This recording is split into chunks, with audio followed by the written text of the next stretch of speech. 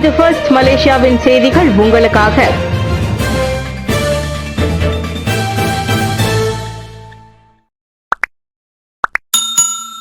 இயந்திர கோளாறினால் டிரம்பின் விமானம் திடீர் தரையிறக்கம். இயந்திரத்தில் கோளாறு ஏற்பட்டது காரணமாக அமெரிக்க முன்னாள் அதிபர் டொனால்டு டிரம்ப் பயணம் செய்த விமானம் மொன்டானா பிலின்சிங்கில் திடீரென தரையிறக்கப்பட்டது. மொன்டானா போஸ்மெனில் ஏற்பாடு செய்யப்பட்டிருந்த தேர்தல் பிரச்சாரத்தில் கலந்து கொள்ளவிருந்த டிரம்ப் எதிர்பாரா விதமாக பிலிங்ஸில் தரையிறக்கப்பட்டார். போஸ்மெனில் இருந்து சுமார் 225 கிலோமீட்டர் தொலைவில் இருக்கும் பிலிங்ஸில் டிரம்ப் பயணம் செய்த அவ்விமானம் தரையிறங்கிய காணொலியும் அறிக்கையில் இணைக்கப்பட்டுள்ளது. டிரம்ப் வேறொரு விமானத்தில் போஸ்மெனுக்கு பயணிப்பார் என்று எதிர்பார்க்கப்படுகிறது. ஒற்றுமை உணர்வே நாட்டு மக்களின் பலம். ஏரன் டகாங் புகழாரம். பாரிஸ் ஒலிம்பிக் போட்டியில் கலந்து கொண்ட மலேசிய விளையாட்டாளர்களுக்கு ஆதரவு வழங்குவதில் அரசியல், மதம் மற்றும் இன வேறுபாடு தடையாக அமையவில்லை. மேலும் மலேசிய மக்களிடையே ஒற்றுமையை மேலோங்க செய்ய விளையாட்டுத்துறை மிகப்பெரிய பங்கை வகித்துள்ளது. தேசிய விளையாட்டு வீரர்களுக்கு குறிப்பாக சமூக ஊடகங்களின் வழியாக ஆதரவு வலுத்து வருவதை தம்மால் காண முடிவதாக தேசிய ஒருமைப்பாட்டு அமைச்சரான டத்து ஏரோ அகவுங் டகாங் தமது சமூக ஊடக பதிவில் தெரிவித்திருந்தார். ஒற்றுமை உணர்வே நாட்டு மக்களின் பலம் என்று அவர் தமது எக்ஸ் பதிவில் குறிப்பிட்டிருந்தார். அதே உணர்வு தேசிய தின மாதம் மற்றும் மலேசிய தின கொண்டாட்டத்திலும் தொடர வேண்டும் என்று அவர் கேட்டுக்கொண்டார். மேலும் ஒருமைப்பாடு மற்றும் நல்லிணக்க உணர்வை பரப்ப சமூக ஊடக தளங்களை முறையாக பயன்படுத்துமாறும் அவர் பொதுமக்களை அறிவுறுத்தினார். காரணம், ஒருமைப்பாடு, நல்லிணக்கம், ஒற்றுமை ஆகியவற்றை வளர்ப்பதில் சமூக ஊடகங்கள் சிறந்த தளமாக அமையும் என்பதை டத்து ஏரான் சுட்டிக்காட்டினர்.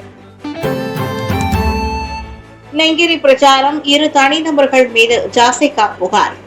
அண்மையில் நடைபெற்ற நெங்கிரி சட்டமன்ற இடைத்தேர்தலுக்கான பாஸ் மற்றும் பெரிகத்தா நேஷனின் பிரச்சாரத்தில் ஜாசிகாவை கடுமையாக சாடிய குற்றத்திற்காக 2 தனிநபர்கள் மீது அக்கட்சி செயற்குழு உறுப்பினர் ஒருவர் போலீசில் புகார் அளித்துள்ளார்.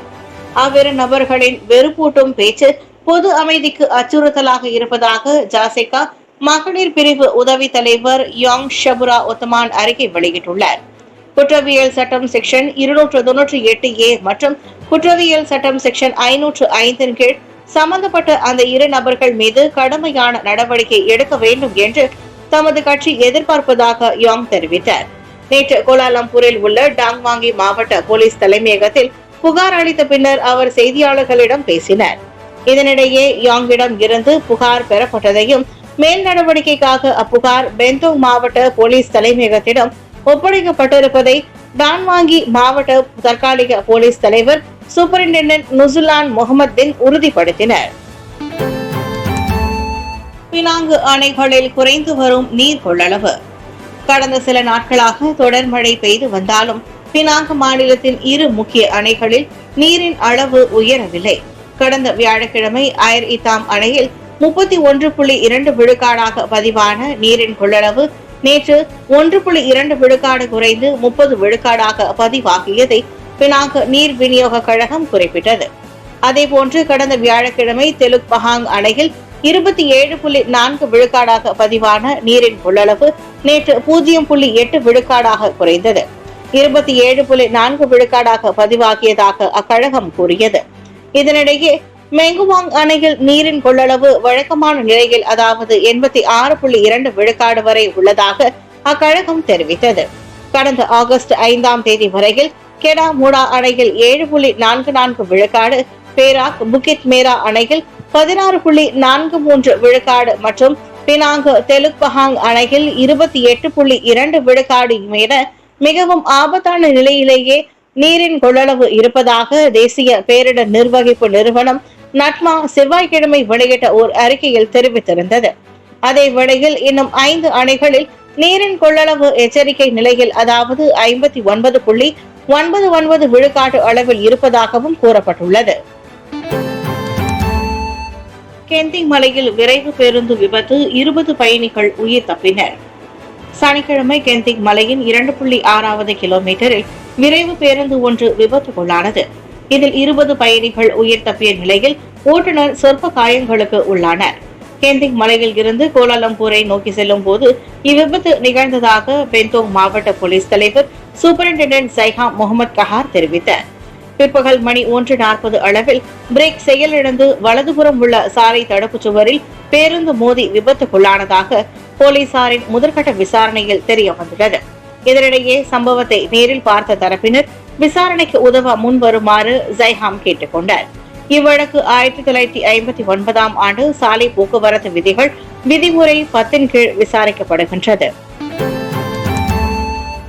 எதிர்கால தலைமுறையினருக்கு நாட்டின் சுதந்திரம் பாதுகாக்கப்படுவதை உறுதி செய்வோம். பல்வேறு பின்னணிகள் மற்றும் அரசியல் புரிதல்கள் இருந்தாலும் நாட்டின் சுதந்திரத்தை பேணுவதற்கான முயற்சிகளுக்கு தலைவர்கள் உட்பட மக்களின் ஆதரவு தேவை. நாட்டின் சுதந்திரம் எதிர்கால தலைமுறையினருக்கு பாதுகாக்கப்படுவதை உறுதி செய்ய வெவ்வேறு சித்தாந்தங்களை கொண்டிருந்தாலும் மக்களின் நல்வாழ்வு உட்பட அரசியல் நிலைத்தன்மை, பொருளாதார வளர்ச்சி ஆகியவற்றில் சமரசம் செய்து கொள்ள முடியாது என்று தோட்டம் மற்றும் மூலப்பொருள் அமைச்சர் டாக்டர் ஸ்ரீ ஜொஹாரி அப்துல் கானி தெரிவித்தார்.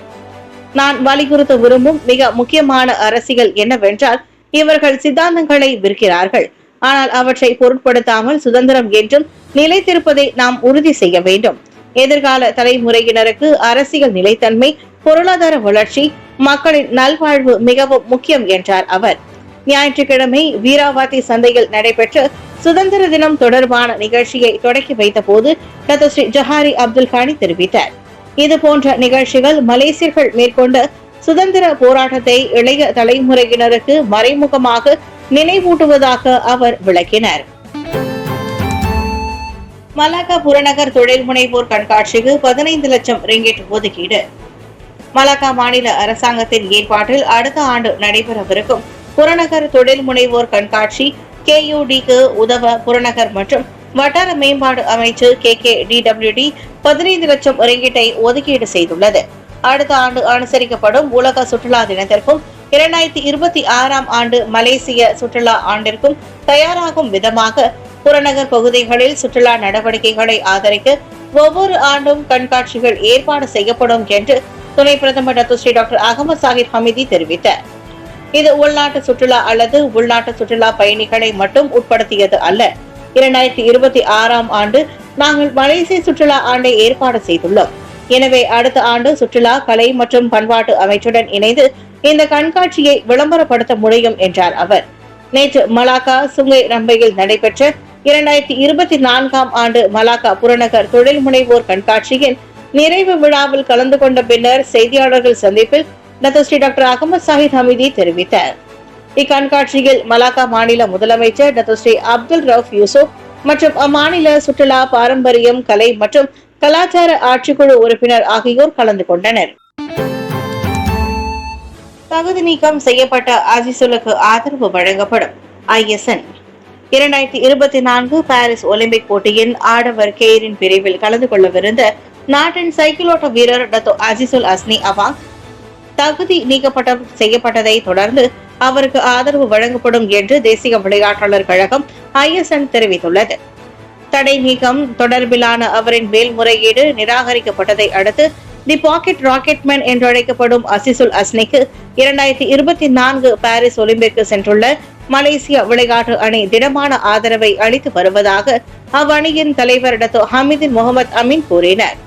சைக்கிள் ஓட்டும் தடத்திலிருந்து வெளியேறுவதற்கு முன்பு விரைந்து முன் நகர்ந்திருந்தால் நேற்று நடைபெற்ற முதல் தேர்வு சுற்று போட்டியில் டாக்டர் அசிசுல் அஸ்னி தகுதி நீக்கம் செய்யப்பட்டார்.